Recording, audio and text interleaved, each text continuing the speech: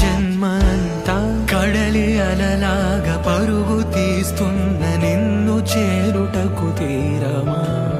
వాన చినుకల్లె జారి పడుతున్న నిన్ను తాకుటకు ప్రాణమా నీతో స్నేహం కల అదే